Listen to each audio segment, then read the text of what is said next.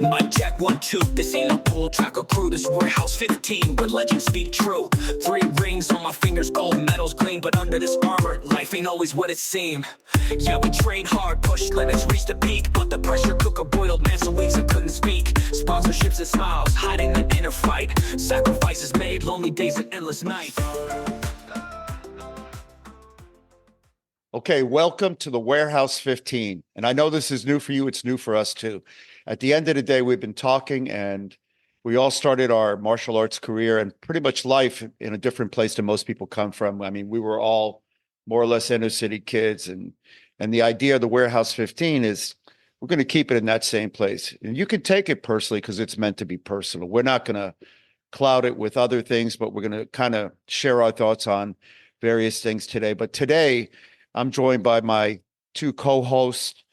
You know them both very well. And we got Grandmaster, Master of Disaster, Juan Moreno, and then one of my favorite fighters of all times, TJ Jennings. And his career has been spectacular, as has Coach Moreno's. And I'm just honored to get this opportunity to keep it real. I mean, to really take it personal. And I'm going to be using terms that you guys aren't used to, perhaps when they're coming from us. But in these times and in these days, it's time for us to step up and to be the voice, at least another voice in the room, because so many people are afraid to talk. But welcome to both of my good friends. How are you guys doing today? Good, sir. Good. Very good. Excited to be here. Excited to be able to, share this table and share this platform with you guys. Super excited about some of the stuff we'll be able to talk about. So, yeah, I think this is something that we've been talking about a lot. First, with me and TJ, and obviously we know that you've done such a great job in different podcasts, Herb. And I think it's just a new time. It's a new time to talk about some things and talk about topics that are within our scope and maybe outside of our scope, and just like we said, keep it real and just kind of put it out there and have some fun with it. Well, I couldn't agree more. And we've been for years, listen, I wish people could hear the conversations we have offline. Yeah. We've had some very frank conversations about everything from martial arts to life in general, and just to what it means to be willing to do more than others are willing to do and take chances more than others. But that brings me probably to the first topic that we thought about, because it's just so now, and it happened now, and that's the Jake Paul, Mike Tyson. Well, you can call it a fight, I guess, but the event, let's call it the event. And I'm just going to open that door because I put myself in a place when I thought about it. I'm going to keep my thoughts to myself for a few seconds, but I want to throw that one out there. What are your thoughts on the Jake Paul, Mike Tyson? Well, I'm going to call it an event. Go ahead, TJ. I'll let you go first. I got a lot. I don't got a lot. I'll tell you why, but definitely an event. Definitely an event. I mean, I hated on it from as soon as they announced it. I hated on it when it was about to happen. I hated on it while it was going on, and I turned it off at round 2. It was a spectacle. It just seemed weird, and I couldn't get through with it. Like I said, I was like, let me save the extra 55 minutes of my life and go to sleep and wake up early in the morning and start tomorrow, because that's not Mike Tyson. That's not the Mike Tyson we know. That's not the Mike Tyson we wanted to see. And with all the little skepticism about it being kind of rigged and all that stuff like that, it kind of just looks more and more, like you said, it was an event. It was an event. Did you watch it though? You watched it? I watched 2 rounds and that was it. You didn't 2 watch rounds it? for me. I couldn't watch it anymore. I couldn't watch. I don't know what it was. That's not. I couldn't do it. I couldn't stomach. I give you so much credit, TJ, because I remember talking to you and you're like, I'm not watching. I was like, what? I watched it because it was a spectacle. But let me just say this. I know people don't like Jake Paul. I mean, I give the dude a lot of credit for his willingness to learn the craft, his willingness to promote, and his ability to make money. I'm not hating the guy for any of that. But if this idiot, if this jerk really wants to be considered a real boxer, because he goes, I'm a real boxer. And I've heard great podcast host Joe Rogan says he is a real boxer. And I get it. By definition, he's a real boxer.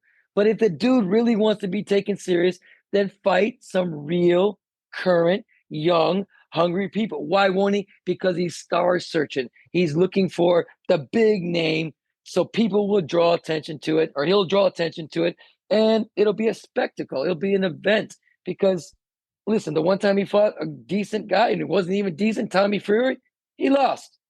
And he lost easily, to be honest with you. So, quit calling out the Canelos of the world, the Mike Tysons of the world, all these former great MMA people. That's like me trying to, call out a damn judo player or wrestler that's a world champion and say, hey man, come over here and fight Taekwondo. And then I beat him and I talk about how great I just beat a wrestler, or vice versa.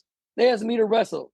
They could tie me up in a damn pretzel in 2 seconds, and I'm supposed to, it's supposed to be important. Man, I'm tired of this joke. It's Well, ridiculous. what the example I give is this. So I'm trying to imagine myself at my age, and my birthday is coming up, and I'm 64. I'm going to be 65. So could I enter the ring with a 27-year-old Taekwondo guy in my weight division who's not an Olympic level fighter? He had 6 years of boxing, I believe. I think Jake Paul's been boxing for 6 years or something So like that. a guy that comes in my gym, I train him for 6 years, or he trains one of you guys for 6 years. And then he enters a match with me with modified rules, not 3-minute rounds, 2-minute rounds, or in our case, if they had 3 and they made them 2, in our case, now they're 2-minute rounds, make them a minute and a half or a minute. Could I survive a guy? Could I beat a guy that was an average dojang guy that did Taekwondo at a dojang? I'm pretty sure I could survive him. Probably could knock him out in the first round or two. If I got past that, I'd probably get a little tired because I'm old and there's all the injuries and stuff like that. So I kind of looked at it from that perspective. Could I beat a current Olympic middleweight in my division who was in his prime? Probably not. But, so when I looked at it, here's the thing. I watched it, and the reason I watched it, it was free. Had it not been free, I wouldn't have watched it. True. But I got a special black box, but that's a whole nother story.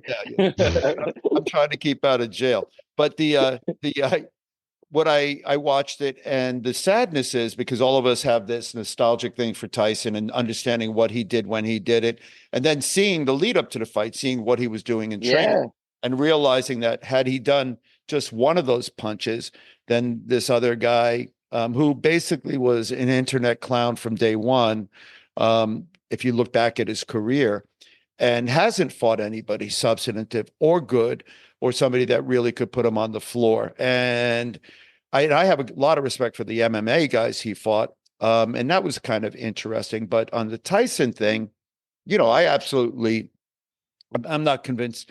Listen, and I'll ask you. Was it staged? Was it staged? I think it was, but I'll tell you why. I think there's a second fight if Tyson is so entitled to fight his brother. And that was the kind of the lead up at the end of that. Done. That was the lead up of that. But with that said, here's the thing: who was the smartest guy in the room? And I'll ask you the question: if you had a choice, to both of you, having swum in the deepest waters possible, been Olympic guys running and medaling and winning, and you had a chance, somebody said to you, listen, you can keep on the path you're on. You can become an Olympic champion or a world champion, or you can go not take that path, just be this internet guy, and you'll get $10 million or $20 million for the next fight if you challenge somebody good. So you can either win an Olympic gold medal, and you know what that brought us. That and 25 cents will get you on a bus. Or you can make $10 million and be a clown. And so he made $40 million reportedly for that fight. And so who's the smartest guy in the room? And I asked my son this question because, like you guys know, my son loves soccer. And I said, would you rather be on a Premier League team and make $80,000 a year, or be a guy that competed against somebody in a 1v1 soccer match like Messi, or when Messi finally retires and isn't any good any longer? And that's a hard question for somebody. I mean, that's a huge payday. He's a clown, but think about I think it's hard. I think it's harder for someone who hasn't been that deep before to add to that question. Mm-hmm. I mean, like, it's a little different. I mean, I would say it's harder for someone that's been that deep. So what like would you do? What would you do? What would you do? You've been to the dance.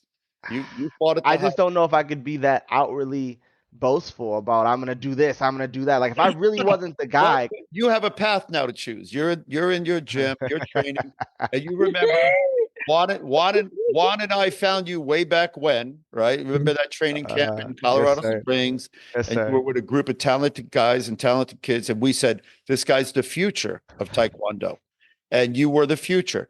Now, at that point, somebody else comes up to you and says, forget about this Olympic nonsense. You're a good looking kid. You're talented. I can make you an internet star. You just go around and do a little bit of this, get an Instagram following, get a TikTok wick walk, and I'll guarantee you, you challenge Jungkook Young. That's a good example. You challenge him because he's been retired for a while. Greatest fighter in the world for a welterweight. You challenge him to a 1v1 match in Korea.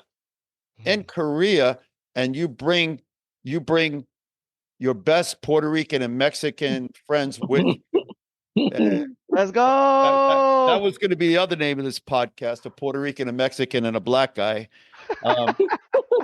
enter a bar. But and you say, you can fight Jungkook Young now in front of the Korean, and you're gonna talk crap about Korea, and we're gonna give you $5 million But- first. but- Am I, okay, is it- are we but- talking? Am I? You're saying I'm young, right? I'm not me now. I'm me before. Me How right old? now, currently. I still I'm think you're 30. young. What are you? You're not I'm like 38. 20. You're I'm 38. 38. You're still young. Yeah. 38. I I appreciate was that. 32 when I won the Olympics. 38. I still could have won the Olympics. If they had an Olympics, I would have went to it. I didn't go because it was 40. 40. No, man, it's too old. You got 2 more years left. Listen. All right, I'm gonna go back to. I got 2 more Think years. about your coach, Coach Moreno. He was 17 first Olympics. Then he Yeah. fought like in 20 Olympics. I think he's still. Look, no, no, but actually, so I think we're. But my problem is, okay, Jake Paul's who he is. Jake Paul is who he is. But Tyson, like I just like I don't know why he did it. I mean, did he really need the money? I heard he does well with his other businesses. Like I know he's very good friends with Jake Paul. Like, but like, would he take an L for Jake Paul? Like, that's just what bothers me is like, listen, who couldn't use $20 million? Superstar or not. But you know what? My ego, you know what? I know your ego, Young, and I know your ego, TJ. I don't think you would let yourself lose. If someone said, "Hey, man, do an exhibition fight. We're gonna let it be a draw. I'll give you 20 million." I do it. Can I remind you of a story? And you're going to have to go back and find it on YouTube somewhere. Do you ever hear of Montel Williams? Of course. Yes. All right. So Montel Williams, they call me up. This is like between 88 and 92. They call me up and they say, hey, listen, we need you for a TV show. And at this point, I hadn't been on like anything. And I think it was like before the Olympics. And they said, it's a show about women in sport. And it's men versus women. But we want you to fight. Do you remember this? We want What side? We want you to fight. We want you to fight Lynette Love. Oh, come on! I do remember this. This is a true story. True story. So they go and so I go. How much are they going to pay you? Zero. I was in. So I didn't even get a plane ticket. So zero money. I'm in New York, but I'm going to be on TV, right? So I'm like, okay. And they said, but she's got to win. She's got to win. So if you watch, I'm not going to tell you, somewhere on YouTube, you watch, it's me fighting Lynette. And as much as you can love Lynette, even in my sleep, I could be asleep on my bed, dead, and I could still beat Lynette, right? So I got to fight with Lynette, and we fight in a ring, and they got some ref or something. And at the end, I have to let her act like she can hit me in the face and with a back hook kick. And if you know Lynette, she can't back hook kick, right? So she hits me in the arm, and I got to like fall down and act like I'm knocked out. I think she really got you. Dude, I did it. I did it. But yeah, no, full well knowing, watch the tape. I'll send you guys the tape, but watch the tape because it's funny. But on the other side, I'm a relatively young guy, might be between 88 and 92. And I was honored that they called me. I don't think it was after, wouldn't have done it after 92, but it was probably somewhere in that middle world. And of all people, Lynette Love. The only one worse would have been Sharon Jewell. I mean, asked me to lose to Sharon. But it's an interesting conversation. I think you're right. So, does Mike Tyson have enough pride? Why did you do it? I did it. I'd have to go back to be me, but I think I did it because I thought it would help promote either the sport or me. And it was pre-Olympic probably. And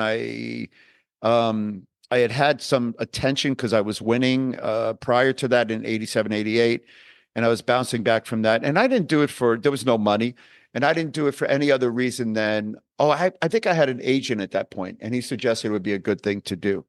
In retrospect, like if you watch the Montel Smack your agent. yeah, you know what I mean? It wasn't the best decision. I think Lynette still puts it on her win column. I'm pretty sure she No. sure she does. But But you know what? But even that, listen, I mean, that again, eras and stuff like that was an era where taekwondo wasn't so big. It wasn't there. I mean, the internet wasn't, developed, I mean, for social media purposes. And so, I mean, I think, doing things like that, here and there. Okay. But again, just an icon. And I don't even think we can even put ourselves in the same category. We can't, as a guy like Mike Tyson. I mean, that's just ridiculous, and even that, our egos wouldn't let us do it. So something had to be up. I just, Gotta be like the I money. said, gotta be the money Yeah. or French. Or you think he's that close with, he needs 20? He needs but 20. who doesn't need Who 20? takes 20? Who doesn't need it? Yeah, take it, need it. What are you Gotta kidding? have it, love it. 20 is 20. Is that why your background is blurred? Is your background blurred because you live in a palace that we don't? Is there something in the back of you have gold bars behind you? You don't Again, you don't need 20 million. I would do it for 30. I would do it for 20. I would do it for 10. I mean, do it for that was 5. that was a nice restaurant you took me to, that ceviche place. But I mean, I would have, you know what? But being Mike Tyson, I would have had to go like, look, I won't try. I got to try to win. I would have told them I have to try to win. I don't think it would have been tough for me to just to go out there and just fake it and do it. And it's something I've done my entire you got to life. hit him once. You got to hit him. I'm once. gonna That's hit. what I'm saying. I'm gonna hit him a couple times. Like, there's no way. What was you that see, other? like, What was that other fight that he fought that the guy hit him and Roy kind of? Jones. Oh, Floyd. Who? Yeah, he fought Floyd. You talking about Floyd Mayweather? Mayweather hit him and then kind of held him up. No, who are you talking about? Who fought? He fought Floyd, right? Who? Jake Paul fought Floyd or fought the brother? No, Jake Paul's brother fought Floyd. Yeah, and Floyd hit him a bunch of times, but yeah, he fought whatever. And who no, won? but what I was saying, Who won? It was an exhibition, right? But Floyd won, but it was an exhibition, right? They didn't do it on record. It wasn't to go against his record of 50-0. Yeah. It was he didn't do it as like Tyson. They said this one went on his actual record, his win-loss record. Yeah. All right, which so was go back. strange. Who was the one that fought Conor McGregor? That was Floyd Mayweather. All right, so Floyd, because he's got pride, he didn't let that one go. He was like, all right. But he's the A side though. He's the A side. He was promoting all that. Floyd himself as a boxer was promoting fighting these guys. It was a little different. This is a non-boxer or a beginner boxer or a YouTube boxer, whatever you want to call him. This is that level boxer calling out people who have done it for so long, like the Mike Tysons of the world. It is just so weird. If he respected boxing, he would figure out another way to make his mark, because that's just not it. For one, I think I didn't like him going into this, but I like him way less. Way less. Yeah. I think TJ, because I know you, TJ, I know you know about boxing and stuff like that. We've talked about it, recently, but think about this. You have all that money. You're Jake Paul. Jake Paul doesn't need money. He already has the money, guys. So why does he need to have fights there in the limelight? Why can't he just kind of grind it out with all these, 10-0 guys, 5-5 guys, whatever else, just for his pride, just for his craft? Why does he have to? Why not do it against those dudes versus these old, out of shape? I don't like to use the word has-beens, but they're not active anymore. They're not current anymore. MMA guys, football guys, old boxers. Why not? Why has he got to use them if he really loves boxing like he says he does? You got to realize what's up with Jake. Jake doesn't care about the money, because when you get money and you have money, you don't need money anymore. What do you need?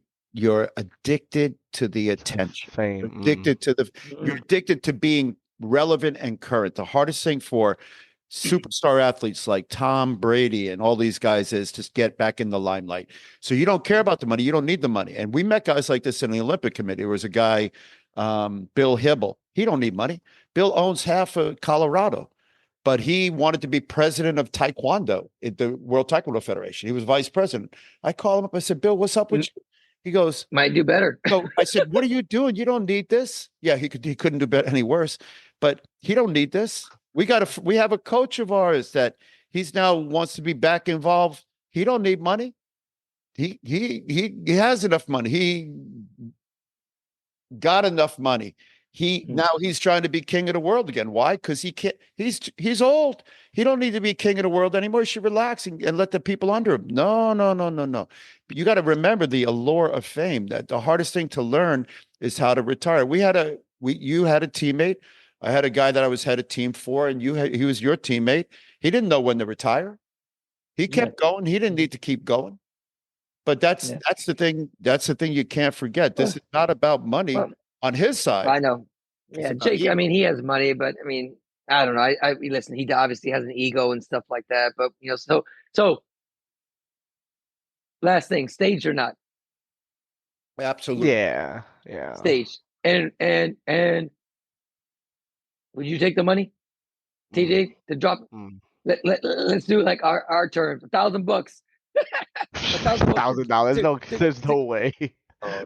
There's 0% shot. Like this, I'd punch you in the face for asking you that stupid question. Like even if you took the money, you'd have to hit him. Like, yeah, for sure. It looked like I would take it and then go beat his ass. Pick him back up. You'd stop the ref. $10,000, TJ, to go in the ring on YouTube with me. There's no way. Give me some money. There's no way. Russ Gale. There's no way. There's no way. Stop it. There's no way. Can I tell you the truth? I think I could beat Jake Paul. I wish he would. Boxing? Yeah, absolutely. I could beat him in boxing. Let's go. You never I seen think so. He's been one punch with my right hand. My right hand is devastating. My left hand is a teaser. But if I hit you with my right, I could beat you. I'm not a big boxing guy, but everything you watch about him, his hands are down. Jake, if you're out there, Jake, I'm an Olympic medalist. I'm old. I'm in your demographic. I'm 65. I'm going to be 65. I'm still moving and jiving. I am willing to fight you. And by the way, not for 20 million. I'll fight you for not $1 million, 2 million, $2 million, $2 million right here, right now. I'm telling you, come get me. I'm ready. And by the way, I don't need to train. I can fight tomorrow. And if you pass my right hand, we're going to be all right. Now, are you wearing boxing gloves? I'll wear whatever he wants. I'll wear pillows. It don't matter to me. Mike Tyson was wearing pillows, but if he's a real man, we'll fight mano a mano, no bare hand. That's better. If you go bare hand, I put my money in you. Bare hand, boxing. Bare hand. I'll punch him in his foot. He'll go unconscious. So Jake, just so you know, I'm ready for you. So Coach Moreno, I'm not going to tell the story, but he's been around. We've been places where, Yeah, that's what I say. If you got bare fist, I give you the nod. That's the end of the anaconda, the curving punch. Yeah, exactly. And just so you know, I'm not going to be punching like the current Olympic Taekwondo guys, and I'm not going to be foot fencing. This is going to be a real punch back from the hood back in the days. But I mean, listen, it's a great topic to start all this with, but it's important to remember the culture's changed. What we think, what we thought mattered to people now. This is pretty much, I would say it, at least I could say, this is what I see when I walk around and I go to cafes or sit. Yeah. Everybody's what they look like at the moment. They're sharing their as is moment with everybody in the world. And that's the question, I think. Was this Tyson's selfie? Was it a selfie for Tyson? We know it was a selfie for Jake. But does he hunger for the spotlight? His only other place he's running around is on Joe Rogan's podcast. So I don't know. I thought it was a shame. It was sad. I hate to see Mike Tyson like that. And he didn't look happy. He didn't look like fulfilled, like, hey, I went in there and gave it my best and I just couldn't pull the trigger. He looked off. It was sad. I mean, I think everyone says that out loud. It looks sad. And I feel bad for the guy because, he's going to let Jake Paul go around for the rest of his life and say he beat Mike Tyson. And, we can all say, yeah, that wasn't the real Mike Tyson. That isn't the Mike Tyson we knew, that something was going on. But he's just going to say forever, I beat Mike Tyson. And I think that's sad. Other people have done it too, but they've done it legit, no problem. I mean, we can all acknowledge that and respect that, but not this one. This was a farce. Well, I'll leave you one other thought. I was at this is back in the Olympic days, and I was invited to go see a celebrity boxing match against Wall Street guys. So it was to raise money for something. And so it was in Madison Square Garden, and Roy Jones Jr. was there. And this is in his prime. And he's got to fight the president of the stock exchange. Like this little bald-headed goofy guy. And so he's fighting with the guy. And the guy's kind of, the guy knows it's whatever. The guy's not a boxer, but he makes the mistake of hitting Roy Jones Jr. a little bit. And then Roy kind of tuned him up. I let him know, okay, now, this is what can happen. So, I'm still I'll ask you the real question. If you thought it was a real match, either way, do you think the outcome was correct? Do you think that if Mike Tyson were really fighting Jake Paul, you may think he did, do you think Tyson or Paul, who would win? Tyson. Because I'm going to say when I thought about this, being the older guy, the guy that's not going to let's say his legs were a little shaky, his legs aren't underneath him. At some point, Jake has to come towards him. He would have just walked towards him slowly and just used his defense and used his counters and laid on him for 8 rounds, like at the slowest pace possible. Because it's not like Jake Paul was overwhelming or doing too much crazy stuff. So I feel like just from a script standpoint, just from if he prepared for this match and watched film and look just for this guy, he would have known he's not going to go out there and chase him. You're not going to catch him. And that wouldn't have been the game plan going in. I think that in itself wouldn't have created as many openings and space for Jake Paul to punch, because Mike Tyson's defense is better. You saw him slip a couple of those punches, and Jake Paul's hands down by his body. If he throws one of them, I think he goes to sleep. That one where he stuck his tongue out afterwards, that was the hardest one of the match. And it was his hand was completely down by his body. Someone of Mike Tyson's caliber for so long, it's impossible not to see those shots over and over again if you're giving it to him. So definitely Coach. Tyson. Coach. Yeah, I listen, I agree with you 100%, TJ. I think, just even what you said earlier, Herb, watching him in practice, I mean, just hitting a bag and just flailing away at a bag, just the power. Okay, you get close and you just do 3 or 4 of those, something's got to hit. Something's got to connect. And then we'd see. We see if he still has the power, and we see if Jake's got a chin, because I'll go early. In the first round, it kind of came out a little bit competitive. And if you think about it, Tyson threw a jab, hit him right in the forehead, and knocked him back about 2 or 3 steps, and then he just stopped. Yep. And it was kind of like, oh, this is going to be a long night for this guy if Tyson. But after that, Tyson didn't throw a full punch. Everything was I'm going to punch and not. I'm going to punch and not. And it was kind of a few times you saw Jake kind of roll the wrong way, his hand down, and Tyson goes and just kind of cuts off the punch. And go. So, just let him go. So, listen, I think, I don't know. I don't think it was a real fight. I'm going to put it out there again, just so if Tyson's people are listening. I'm here for $2 million. You can get Juan Moreno for 3 or 4. TJ, he's a little younger than us, so he's going to be a little more expensive. But actually, you can have all 3 of us. A triple match, whatever they call that thing. So you get me first, you get through me, you get to Moreno, then you get to TJ. So Jake Paul, if you're listening, we're here for you, baby. There you go. Just write the check, get the contract. I'm ready. And by the way, don't train. I don't need any setup time. I'll come over. I'll slap you during the weigh-in if you want, whatever else you need. So I'm still in pretty good shape, and I can fight. And I promise not to kick you, because if I kick you, you definitely go to sleep. So I can still kick with 2 for you, 3 for me, 5 for TJ. That's 10 million. That's it. 10 million right there. Good. We're relaxed. I'll come to Miami. We'll have some more ceviche. All right. Well, as you can tell, folks, this has been the Warehouse. This is where we're at. This is where you could be. It's going to be personal. You may not like everything we say, but that's okay too, because we're definitely not going to like everything that you say. On behalf of the Warehouse and my co-host, Grandmaster Flash Moreno, and TJ. TJ, I remember him back when. Actually, you haven't changed. You look exactly the same. You haven't changed. Thank you. So both of you are handsome. I'm getting a little older, but still got all my hair and stuff. I got the No Shave November going on, man. What's up with what is up with that? Looking a little grizzly. No Shave November, man. I haven't cut my hair. I had no idea. All right. On behalf of the Warehouse 15, we're going to continue to bring it to you weekly. You guys all have a great night. Good night, my friends. Later. Yo, mic check 1, 2. This ain't no bull track or crew. This Warehouse 15, where legends be true. 3 rings on my fingers, go let us clear.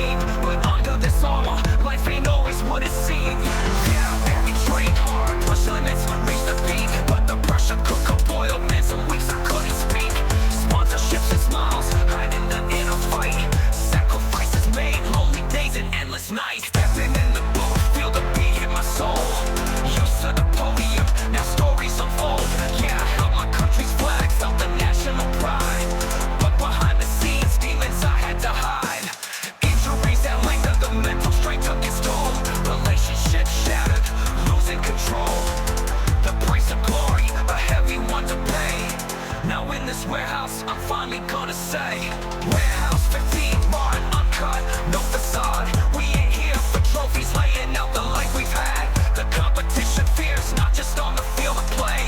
Jealousy and envy, poison it every day. Teammates turn rivals, backstabbing for the win.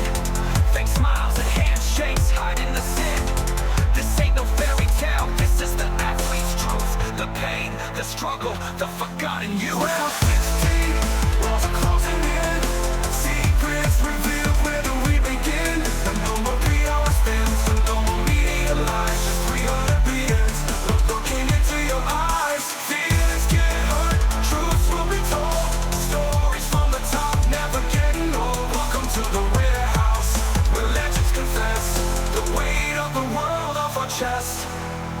Remember that race where I took the gold, slipped my rival something, story never told. Had to win at all costs, pressure was immense. Now the guilt haunts me, no recompense. Faded a teammate, kept it on the low. Scared it would've been rugged, careers would've had to go. Love and ambition, a dangerous game. Now it's out in the open, bearing the shame. My coach pushed too far, crossed the line. Mental abuse disguised as making me shine. Years of manipulation, breaking me down. Now I speak my truth, reclaiming my crown. Warehouse 16, walls are closing in. Secrets revealed, where do we begin? And no more PR spins, and no more media lies. Just 3 Olympians, looking into your eyes. Feelings get hurt, truths will be told. Stories from the top, never getting old. Welcome to the warehouse, where legends confess the weight of the world off our chest.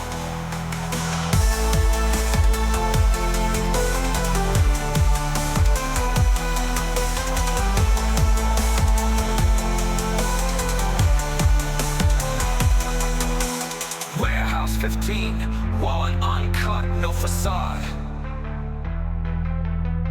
Warehouse 15, raw and uncut, no facade. Warehouse 15, walls are closing in. Secrets revealed, where do we begin? And no more PR spins, and no more media lies. Just 3 Olympians, looking into your eyes. Feelings get hurt, truths will be told. Stories from the top, never getting old. Welcome to the warehouse, where legends confess the weight of the world off our chest.